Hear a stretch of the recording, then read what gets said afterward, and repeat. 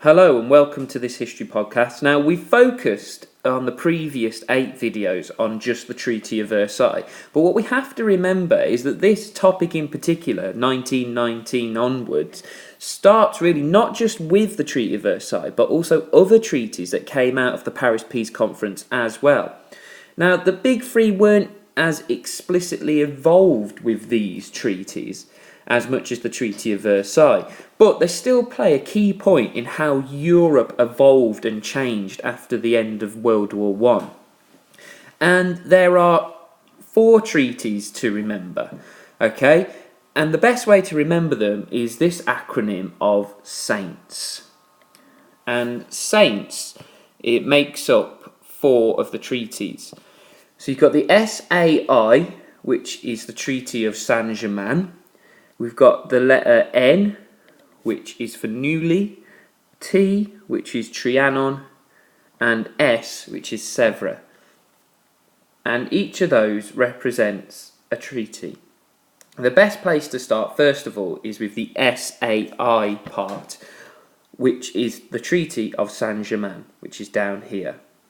Now, before World War One and throughout World War One, Austria and Hungary were one whole huge empire. And as you can see at the map above, we can see that it covers a large part of Europe, touching all the way in the north to Germany, all the way down to south towards Serbia and Romania. Now, with the Treaty of Saint-Germain, that one just focused on one country in particular, and that was Austria, which is why the arrow is pointing to Austria above. And what happened is that Austro-Hungarian Empire collapsed, it was broken up, and parts of that empire were now given to new countries like Czechoslovakia and Poland, as it says here. Czechoslovakia, Poland, and even Italy to the southwest of Austria got some land as well. Now, what else did the Treaty of Saint-Germain say? Well, Austria's army was reduced to 30,000 men, and it was going to be given reparations, but the damage after the end of World War I was so severe that it went bankrupt before a reparations figure could even be agreed. Okay, so that's the Treaty of Saint-Germain. So, just things to remember. The Austro-Hungarian Empire was broken up, they lost land to Czechoslovakia, Poland and Italy, the army was reduced to 30,000 and they went bankrupt. Another thing to remember as well is that they were not allowed to join with Germany. Germany had wanted to join with Austria, and likewise Austria had felt it would be in their benefit to join with Germany. They were not allowed. Okay, so the next one in the acronym is N, and it focuses on Neuilly. Now, Neuilly focused on Bulgaria, who was an ally with the Germans and Austro-Hungarians in World War One. And in the end, according to the Treaty of Neuilly, they lost land to Greece. Their army was reduced to 20,000 and they had to pay reparations of £90 million. Now, this treaty, as you can see, has similarities to how Germany was treated as well. Germany's army was reduced to 100,000 men, they lost land, and reparations were given. Now remember, Germany's reparations, if you're doing it in pounds, was 6,600 million. If you look at Bulgaria's reparations, it's only 90 million. Now this treaty would have consequences in the 1920s as a war would erupt eventually between Greece and Bulgaria over parts of land, but we'll get to that in the future. So that's Neuilly. The next one is Trianon, and this one focuses on Hungary, the other half of the Austro-Hungarian Empire. And they lost land to Romania and brand new country called Yugoslavia. Their army was reduced to 35,000 men. And like Austria, because they were one empire joined together, they also went bankrupt before a reparations figure could even be agreed. One thing to remember with Trianon is that because of the breakup of the Austro-Hungarian Empire, there was lots of Hungarians that were stranded now in lots of different little countries, such as Yugoslavia. And this was the problem with these treaties, is that it was breaking up the empire of the Austro-Hungarian Empire particularly. And if you look over here, you can now see on this map, you've got brand new countries all over the place. You've got Austria and Hungary are separate. You've got Czechoslovakia. You've got Poland. You've got a much larger Romania. And you've got a large Yugoslavia.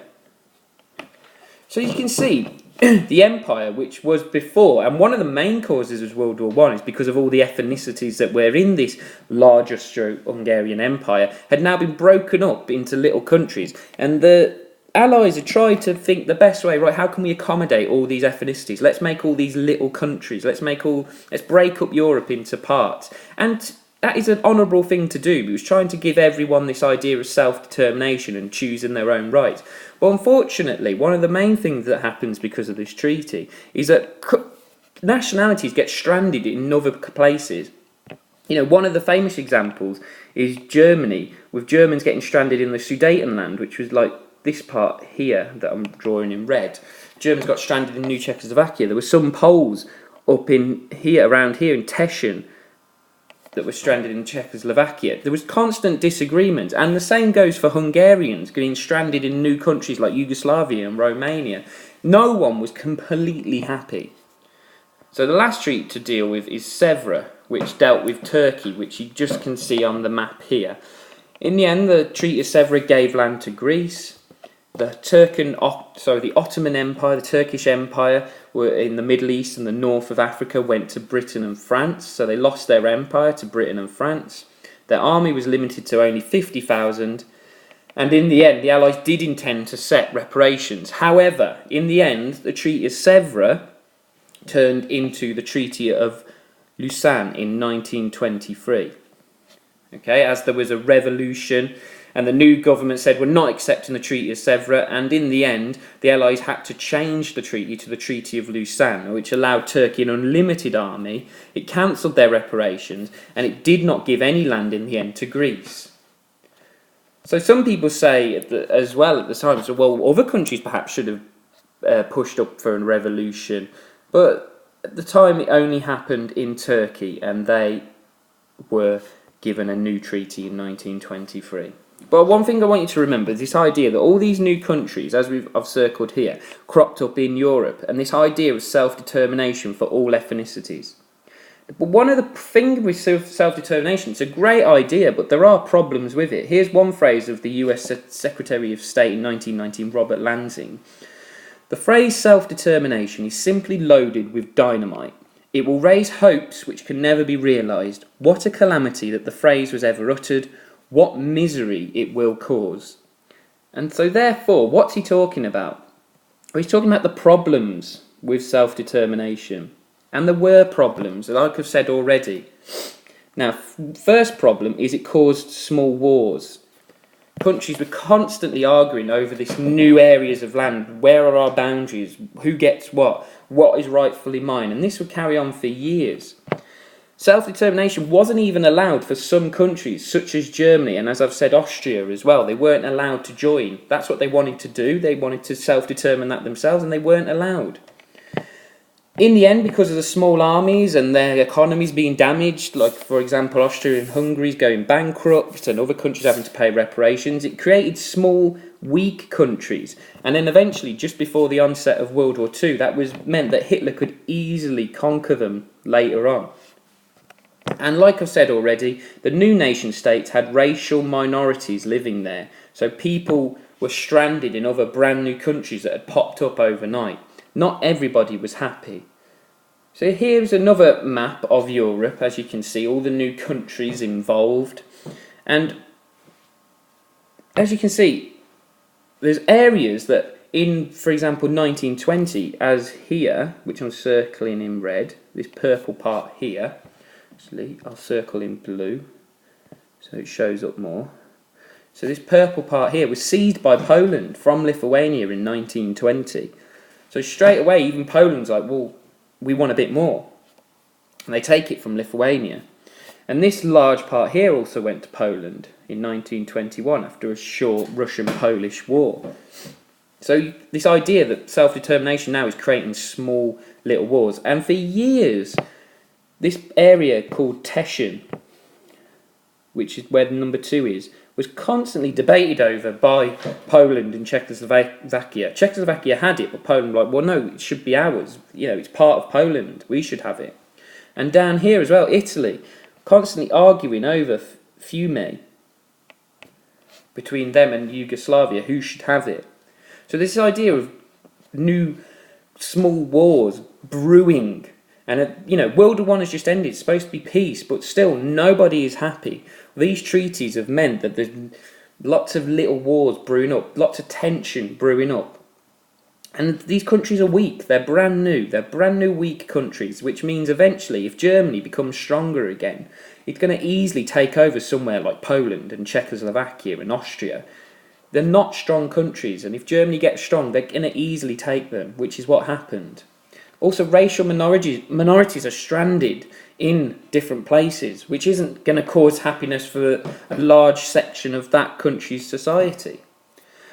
So overall, they're the other treaties. Best way to remember is this acronym SAINTS, which is Saint-Germain for Austria, Neuilly with Bulgaria, Trianon with Hungary, and Sèvres with Turkey, which eventually turned into the Treaty of Lausanne.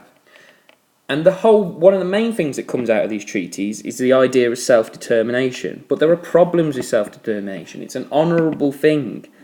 Okay? As Robert Lansing said in his quote up here, it will raise hopes, but unfortunately, on the other side, can never be realised. What a calamity. It's loaded with dynamite. And he was right, there were problems with this self-determination. So next time we're going to look, were these treaties fair? We've kind of touched them on today, and I want you to try and remember all these problems that are raised because of these treaties. But next time we're going to see overall, were the treaties of 1919 all the way up to the Treaty of Lausanne 1923, were they fair? Thank you, bye.